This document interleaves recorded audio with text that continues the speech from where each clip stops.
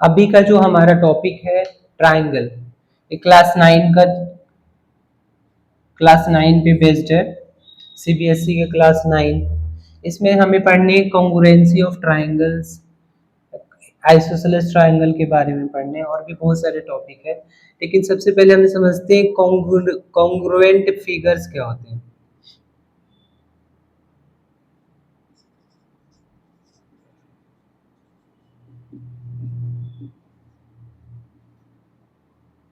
Congruent figures क्या होते हैं? तो कोई भी फिगर, जैसे मान लो एक ट्राइंगल है, अगर इसको इस पे लाकर अगर रख दें, तो अगर ये पूरा का पूरा इसके बाउंड्री को टच करते हुए ओवरलैप कर लिया, तब हम इसको बोलेंगे कॉन्ग्रुएंट फिगर्स है। कॉन्ग्रुएंट फिगर जैसे मान लो ये स्क्वायर है, अगर बड़ा स्क्वायर बना दें तो ये इसको ऊपर रखेंगे तो ओवरलैप नहीं करेगा। लेकिन अगर दोनों सेम साइज का अगर स्क्वायर रखें तो क्या हो जाएगा? ओवरलैप हो जाएगा।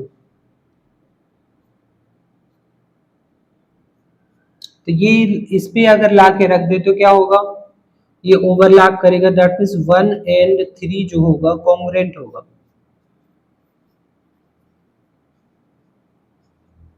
जबकि ये दोनों ट्राइंगल भी ओवरलैप कर रहा था तो ये कॉन्ग्रुएंट है।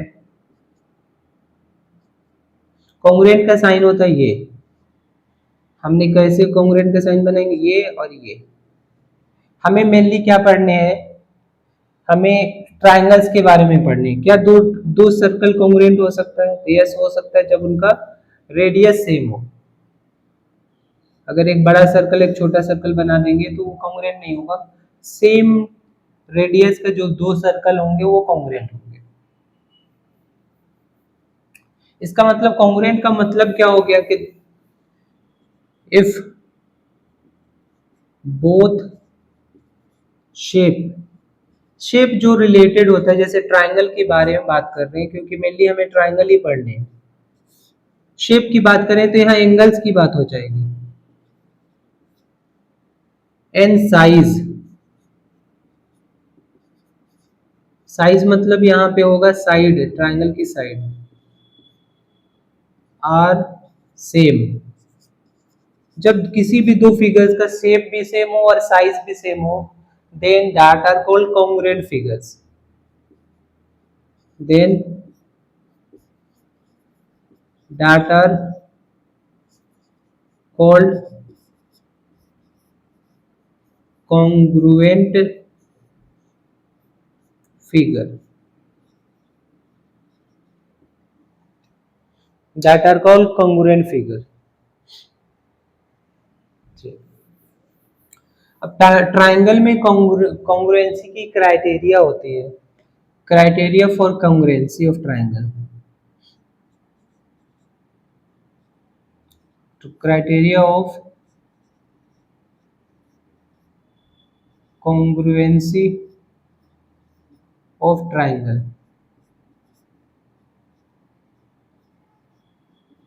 ये क्या चीज होता है? Criteria of congruency of triangle क्या होता है? तो इसमें हमें टोटल 4 क्राइटेरिया पढ़ने हैं। S S criteria, that means side side side. इसको हम कैसे यूज कर सकते हैं अभी देखेंगे। Side side side criteria of congruency, S A S, A S A S, और फिर एक और है आर एच एस। इस सबका फुल फॉर्म क्या होता है? साइड एंगल साइड, मतलब दो साइड इक्वल हो और उसके बीच का एंगल इक्वल है। साइड एंगल साइड, ये एंगल साइड एंगल, इसका मतलब दो एंगल हो और उसके बीच का साइड की बात हो रही है। Angle side angle,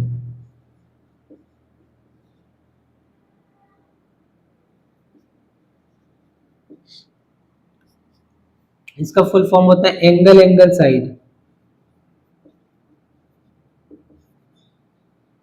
angle angle side. RHS का फुल फॉर्म होता है राइट एंगल, मतलब ये राइट एंगल ट्राइंगल में ही होगा। राइट एंगल 90 डिग्री वाला एंगल इक्वल होना होता है, दो ट्राइंगल में अगर राइट एंगल है तभी कंपेयर कर सकते हैं। दो right angle triangle, right angle hypotenuse, hypotenuse and कोई भी साइड। इसमें इसमें क्या डिफरेंस है? अगर देखो कोई भी दो, कोई ट्राइंगल है ए बी सी और इसका दो एंगल इक्वल है, तो इसका जो इंक्लूडेड जो साइड है, जैसे ये, अगर इसको कंपेयर किया जा रहा है, ये डी ई एफ है, अगर मैं बात करूं ये एंगल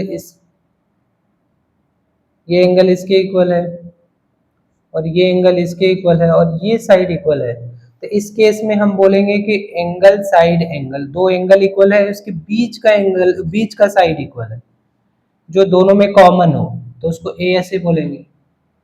लेकिन अगर ऐसा ऐसा हो जाए,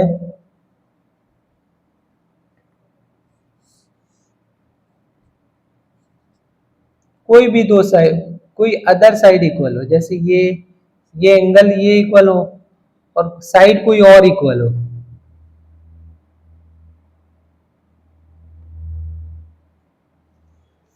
ये एंगल है, ये इक्वल टू ये है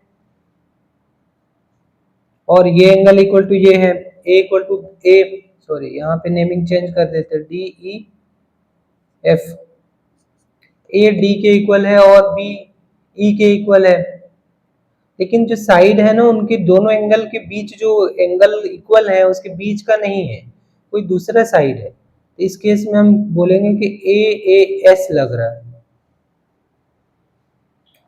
एक्चुअल में थ्योरम हमारा जो है ए ऐसे ही है, लेकिन हो ये जाता है कि अगर दो एंगल इक्वल होगा ना तो तीसरा जो एंगल होगा वो भी इक्वल हो जाएगा, दैट मीन्स ये एंगल जो होगा इसके इक्वल हो जाएगा।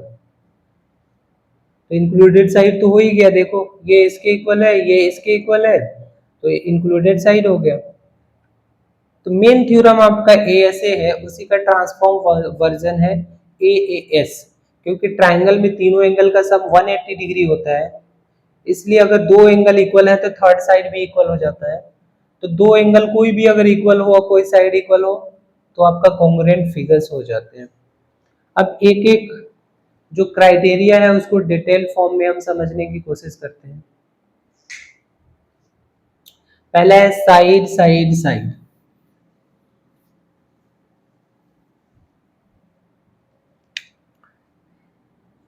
साइड साइड साइड, जैसे इसमें थोड़ा सा ध्यान देना पड़ेगा, आप एक बार देख लो, दो ट्राइंगल है A B C and D E F, और क्या चीज इक्वल है ध्यान से देखना, ये इसके इक्वल है, ये इसके इक्वल है और ये इसके इक्वल है। तो सामने की चीजें सामने तो इक्वल है नहीं है, तो ए बी सी के सामने डी ई एफ नहीं राइट करेंगे, तो हम क्या लिखेंगे ध्यान से देखो, सबसे पहले जो साइड इक्वल है इसके तो वो राइट कर देंगे। हम क्या राइट करेंगे, जैसे हमने राइट कर दिया ए बी जो है वो किसके इक्वल है, इसके इक्वल है, ए बी डी एफ के इक्वल है, और जो बी सी है ये सब गिवन होगा,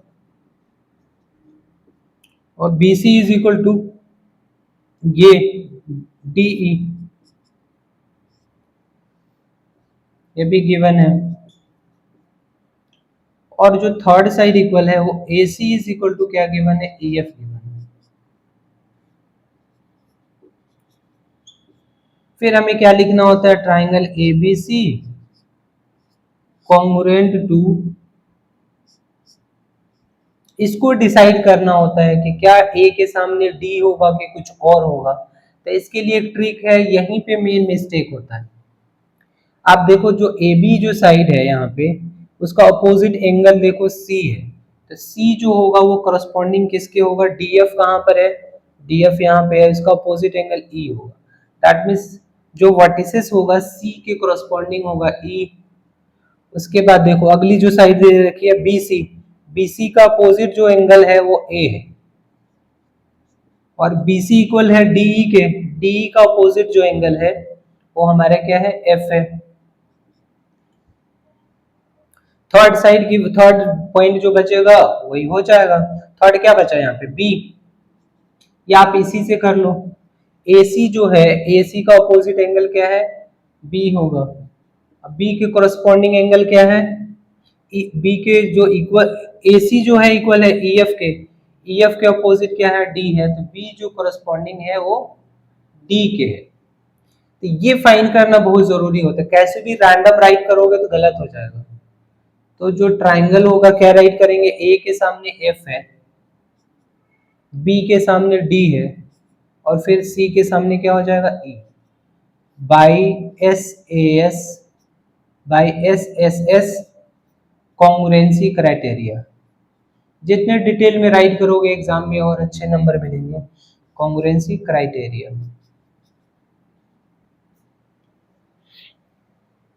दो ट्राइंगल कॉन्ग्रुएंट हो गए तो क्या होता है, ध्यान से देखो। दो ट्राइंगल कॉन्ग्रुएंट हो गए तो एक तो आपने साइड इक्वल दिखाया है कि सारा साइड इक्वल है, अब ना एंगल इक्वल हो जाएंगे, ए के जो होगा एफ के इक्वल हो जाएगा। इसको हम सीपीसीटी बोलते हैं। एंगल ए जो होगा वो किसके इक्वल हो जाएगा, इसके कोरस्पॉन्डिंग एफ है। ऐसे राइट करके हम नहीं लिख सकते, जब कॉन्ग्रुएंसी दिखाएंगे तभी हम एंगल इक्वल दिखाएंगे। ए इक्वल टू एफ हो गया, ये आपके लिए है करस्पॉन्डिंग फाइंड करने के लिए, एक मेन पेपर में भी शो कर सकते हो, ठीक है। एंगल बी जो होगा वो एंगल डी के इक्वल हो जाएगा, और एंगल सी जो होगा एंगल ई के इक्वल हो जाएगा, और इसको बोलते हैं सीपीसीटी। सीपीसीटी का फुल फॉर्म क्या होता है, सीपीसीटी इसका होता है कॉन्ग्रुएंट या कोरस्पॉन्डिंग पार्ट्स ऑफ कोरस्पॉन्डिंग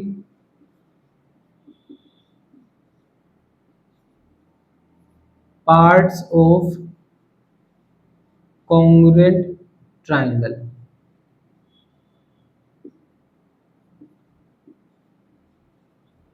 तो जब भी एस यूज करना है तो आपको पहले कॉन्ग्रुएंसी दिखा के फिर जो एंगल इक्वल करोगे उसको हम बोलेंगे सीपीसीटी।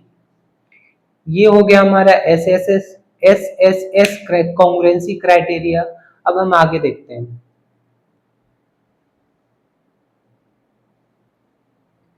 एस कॉन्ग्रुएंसी क्राइटेरिया कैसे हम यूज करते हैं, तो दो ट्राइंगल्स गिवन होंगे,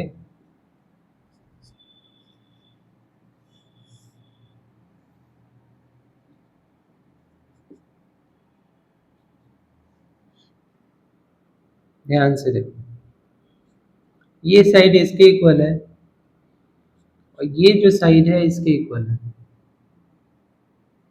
अब मैं थोड़ा अलग इसलिए दे रहा हूं क्योंकि प्रॉब्लम ना हो, डिफिकल्ट से डिफिकल्ट क्वेश्चन कर पाओ।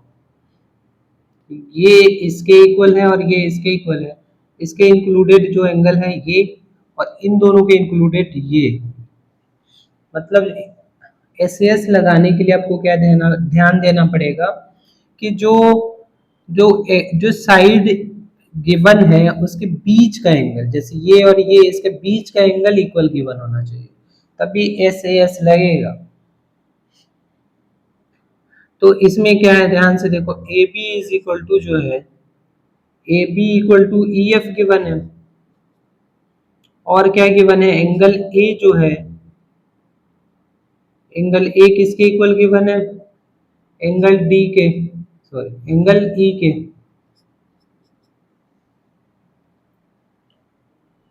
या अगर मान लो फुल फॉर्म में राइट करते हो तो क्या होगा, इसने एंगल का क्या नेम होगा, बी ए सी। तो मेन एंगल हमारा ए है, मतलब हमारे जो एंगल है यहाँ पे वो ए है, बीच वाला ही एंगल होता है।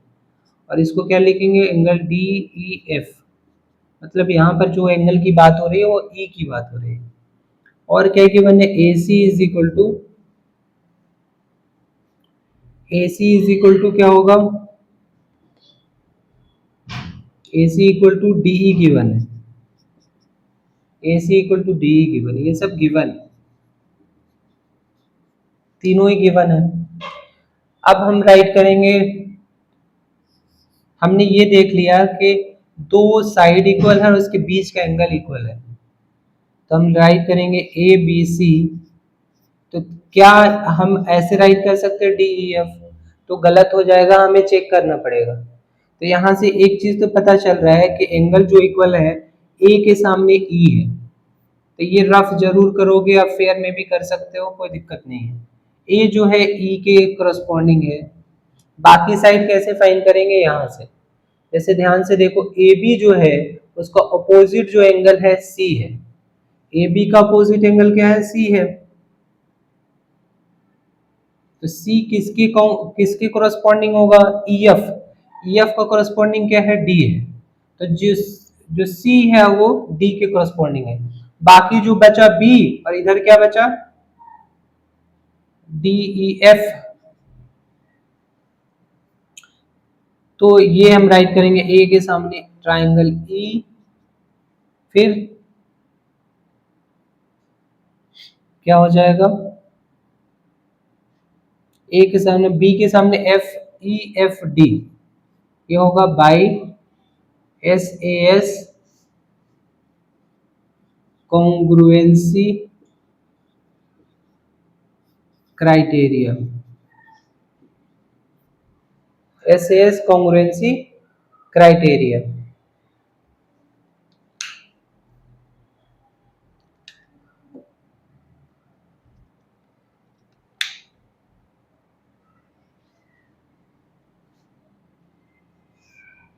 अगर हमने ट्रायंगल को तो कॉन्ग्रुएंट कर दिया, तो बाकी पार्ट्स भी इक्वल होंगे। जैसे हमने यहाँ a इक्वल टू ई है, तो बाकी b के इक्वल क्या आएगा, f आ जाएगा। और जो c है वो किसके इक्वल आ जाएगा, d के। इसको हम क्या राइट करेंगे, CPCT। दो साइड इक्वल है, क्या थर्ड साइड इक्वल होगा, तो yes, A B E F के इक्वल है, ए सी जो है वो डी के इक्वल है, और जो बी सी जो होगा वो किसके इक्वल हो जाएगा, एफ डी के इक्वल हो जाएगा। इसको भी हम क्या राइट करेंगे, CPCT। तो एक बार ट्राइंगल कॉन्ग्रुएंट हो गए, तो बाकी के जो रिमेनिंग पार्ट्स है, चाहे एंगल्स है चाहे साइड्स है, वो भी क्या हो जाएंगे, इक्वल हो जाएंगे। तो ये हो गया हमारा SAS congruency criteria.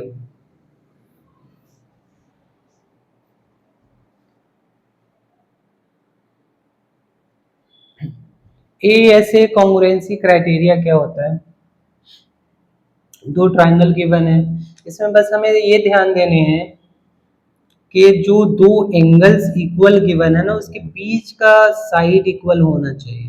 That means ये एंगल के बीच का साइड ये हो गया, ये एंगल जो गिवन है इक्वल, उसके बीच का साइड होना चाहिए इक्वल, तभी ये कंडीशन हम लगा पाएंगे ASA। तो इसमें क्या गिवन है, ध्यान से देखो, पहला एंगल गिवन है angle ABC is equal to है, ये वाला एंगल इसके इक्वल है, एंगल EDF, और ये वाला एंगल इसके इक्वल है, एंगल ACB इक्वल है, ये इस एंगल का क्या नाम है, DEF। और जो साइड गिवन है वो क्या है, बीच में हम साइड राइट कर देते हैं, साइड क्या इक्वल है, BC इज इक्वल टू क्या गिवन है, DE। तो दो साइड इक्वल हो गया, दो एंगल इक्वल हो गया, और उसके बीच का साइड इक्वल हो गया, तो क्या हो जाएगा, SAS, मतलब ये सब गिवन है। तो हम राइट करेंगे ट्राइंगल ABC। यहाँ पे कोई प्रॉब्लम नहीं है कोरस्पॉन्डिंग फाइंड करने में, मेन SSS या SAS में प्रॉब्लम होता है। यहाँ पे तो दो एंगल ऑलरेडी इक्वल गिवन है, हमें पता है, A के सामने D है और C के सामने E है, यही था ना। एक बार और देखते, B किसके इक्वल था, B D के इक्वल था,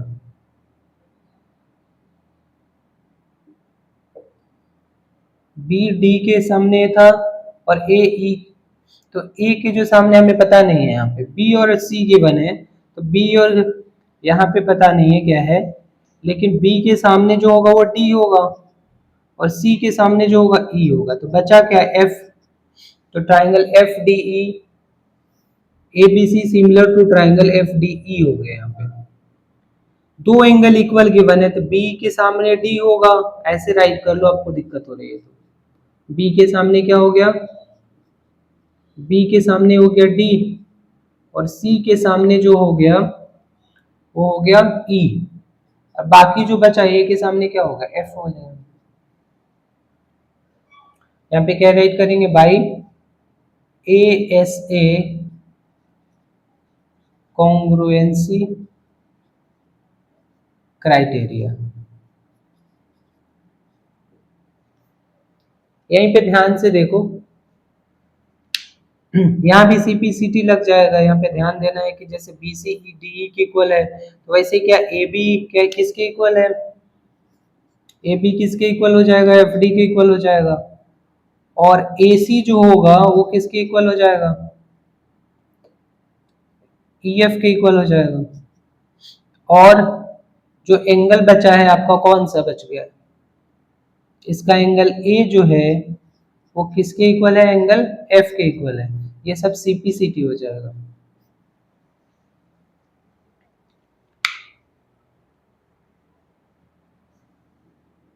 यहीं पे हम समझ लेते हैं कि ए एस क्या होता है। ए एस कॉन्ग्रुएंसी,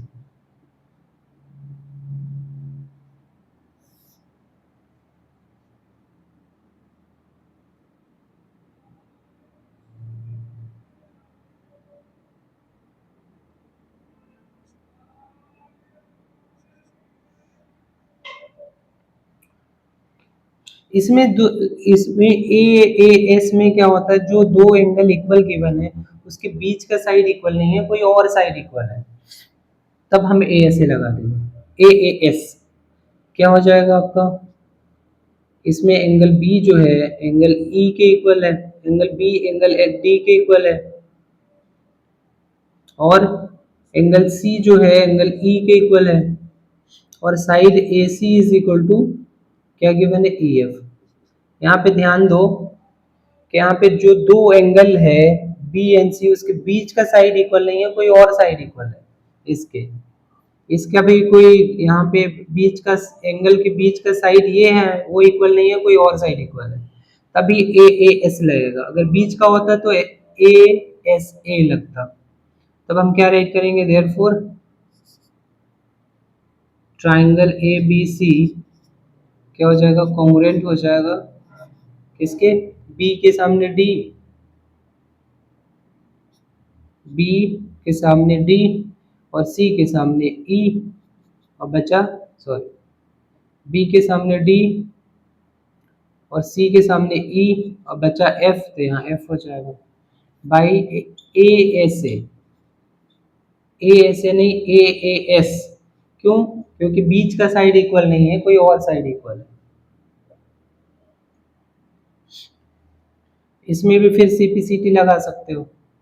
बाकी जैसे यहाँ पे दो एंगल इक्वल है, तो तीसरा एंगल ए किसके इक्वल हो जाएगा, एफ के इक्वल हो जाएगा, और बाकी जो साइड जो है ए बी जो है वो डी एफ के इक्वल हो जाएगा या एफ डी के इक्वल हो जाएगा, और क्या बचा, बी सी जो है वो डी ई के इक्वल हो जाएगा, और इसको सबको क्या लिखेंगे, सीपीसीटी। पेपर में जो भी चीज प्रूफ करना होगा वही राइट करेंगे, सब कुछ नहीं राइट करेंगे। जैसे अब उसमें अगर गिवन होता है proof that B C is equal to D, तो इसके बाद हम सीधा ये राइट करेंगे और बोलेंगे कि by CPCT.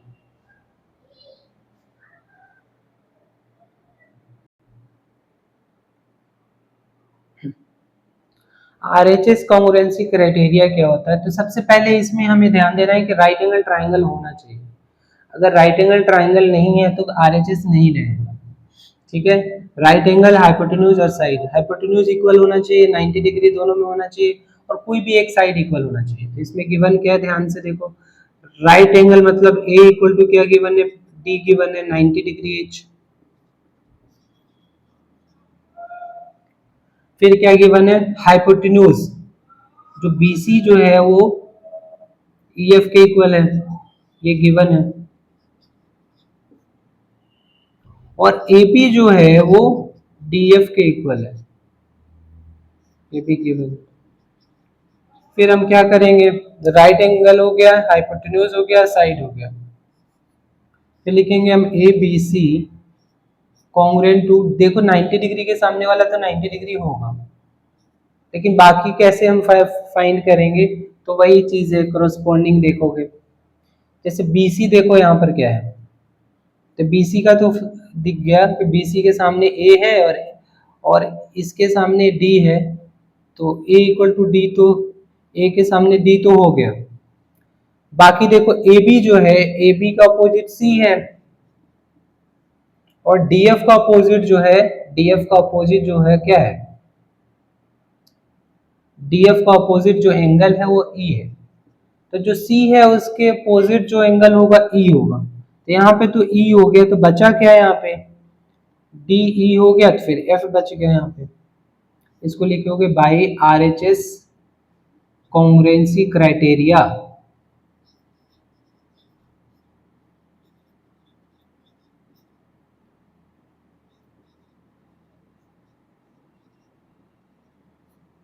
RHS congruency criteria. फिर इसमें भी वही हो जाएगा, CPCT हम लगा देंगे, अगर मान लो ये इक्वल हो गए तो बाकी AB इक्वल टू DF तो है ही है, और BC इक्वल टू भी कर दिया हमने, और बाकी क्या बचा, AC is equal to DE हो जाएगा, और जो बाकी के एंगल्स है वो भी इक्वल हो जाएंगे, A इक्वल टू D तो है, B इक्वल टू क्या हो जाएगा, F हो जाएगा, और C इज इक्वल टू क्या हो जाएगा, E हो जाएगा, यहाँ पे क्या राइट करेंगे, CPCT। तो ये हो गया हमारा कॉन्ग्रुएंसी का कंसेप्ट। नेक्स्ट वीडियो में हम NCERT के एक्सरसाइजेस को सोल्व करेंगे, तो अभी के लिए इतना ही।